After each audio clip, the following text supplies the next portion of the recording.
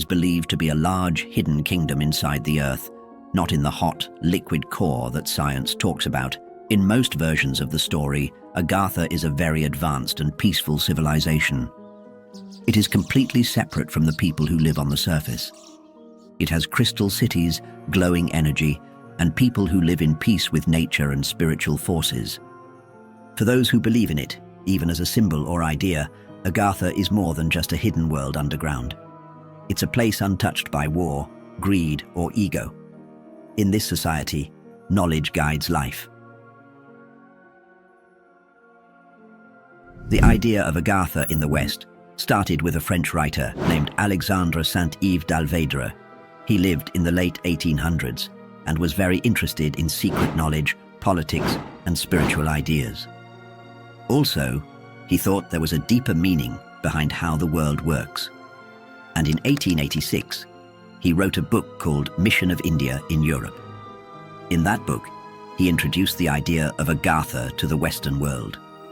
Saint-Yves said Agharta was a real place deep underground.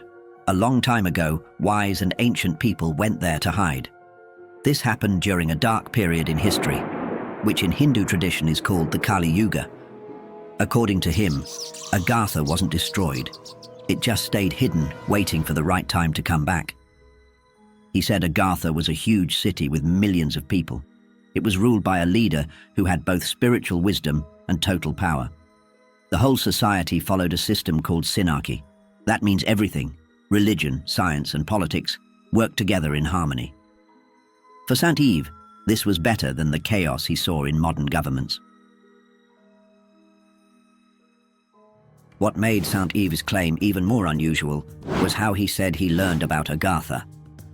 He claimed that he studied with a mysterious man named Haji Sharif. Saint-Yves described him as a high-ranking spiritual teacher from the East. He also said that through Haji Sharif, and through what he called journeys via astral projection, he was able to directly access the hidden kingdom. He wrote about it with confidence and detail, as if he had truly been there. And maybe he was. At first, this book was not meant to be shared with the public.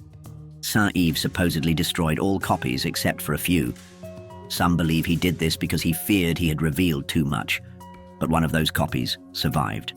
In 1910, after his death, the book was published by Gerard Encausse, who was better known in occult circles as Papoose.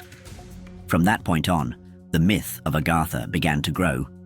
However, Saint-Yves was not the first person to write about a hidden world beneath the earth. Before him, the French colonial official Louis Jacoliot had written about a mysterious kingdom called Agharta. He said he found it in ancient Indian manuscripts. But that's not all. The story of Agharta doesn't begin and end with a single book, or even a single culture. It's part of a pattern that seems to echo across centuries and continents. Long before Agharta had a name in the West, ancient civilizations were already speaking about hidden realms beneath the earth.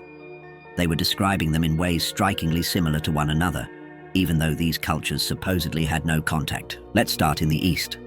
In Buddhist and Hindu cosmology, there is a sacred mountain called Mount Meru. It is also known as Sumeru or Mahameru. This mountain is said to stand at the center of all things. Ancient texts describe it as a giant pillar of reality. If you approach from the east, you'll see peaks of crystal. From the south, the peaks appear as lapis lazuli. From the west, they shine like rubies. And from the north, they gleam with gold. It's so large that the sun and moon are said to move around it. But what lies below Meru is just as fascinating. Old Indian texts speak of a place called Patala. Patala is a world below the earth made up of several realms. These are not places of punishment like the Western idea of hell. Patala is described as beautiful and full of life. Ancient Indians wrote about its forests, palaces, and glowing jewels. The beings who live there include serpent-like Nagas, as well as Danavas and Rakshasas. They are said to be highly advanced in both technology and spiritual power. Some stories say these beings are wise and full of knowledge. Others say they can be hostile to humans. Later Buddhist teachings also talk about these underground worlds. The Nagas become linked to hidden water palaces and secret caves beneath Asia, especially in Tibet and the Himalayas. Monks from the region tell stories about tunnels, shrines, and underground cities under their monasteries. They say only those with special training can reach them. In Tibet, there is a story about Shambhala, another hidden kingdom. People often mix it up with Agharta or say they are connected. According to the Kalachakra Tantra, Shambhala is a place of peace, wisdom, and enlightenment. It cannot be reached in normal ways, and only those who are spiritually ready can find the path. But things get even more interesting.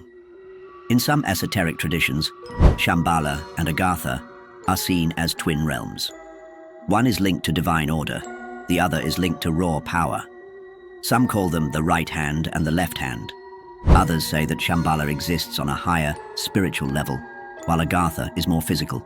In both cases, they are said to be hidden inside or beneath the earth, and both are described as protectors of ancient knowledge.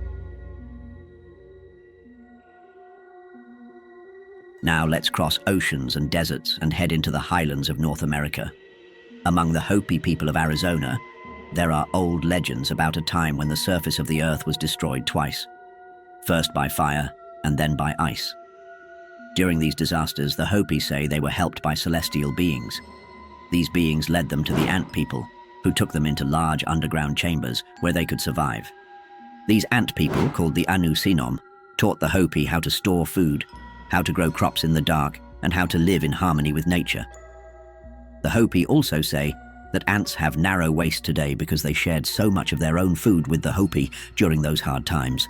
Then there's also a curious detail in their language. The Hopi word for ant is Anu, and their word for friends is Naki. Put together, they form the word Anunnaki. This is a striking parallel to the ancient Sumerian beings who, in some versions, came from the sky or from deep within the earth to guide early humans. And this idea that advanced, non-human or semi-human beings live beneath the earth and occasionally interact with us repeats again and again. These myths aren't exactly the same, but they have clear similarities. They all talk about a world beneath the surface and beings with advanced knowledge. But how is it possible that so many different civilizations, living in different times and places, told such similar stories? Maybe they were in contact with ancient cultures that didn't disappear but went underground. And if that's true, then there must be space beneath our feet for an advanced civilization.